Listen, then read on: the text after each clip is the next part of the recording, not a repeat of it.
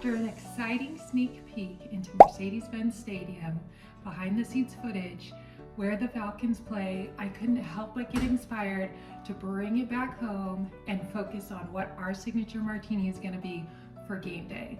So even though the Philadelphia Eagles are going to be out of the Super Bowl, we are still going to go ahead and make our Filthy Philly Martini as our signature drink for this Super Bowl.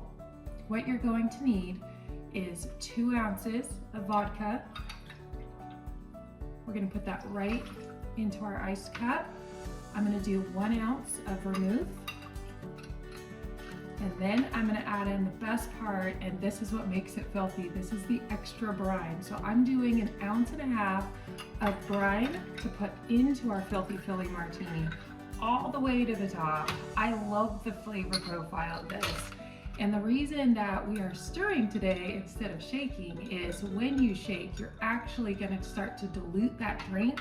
And with us making Philly cheesesteaks and really making sure we're getting that flavor profile in, we're going to be stirring. And then I've got my chilled martini glass that I'm just going to go ahead and dump.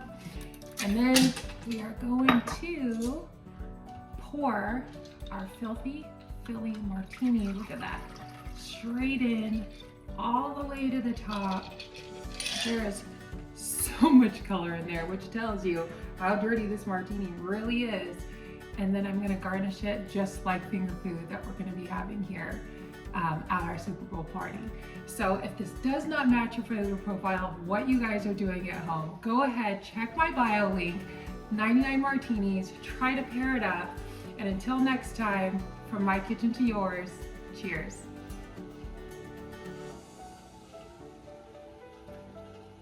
That is perfect.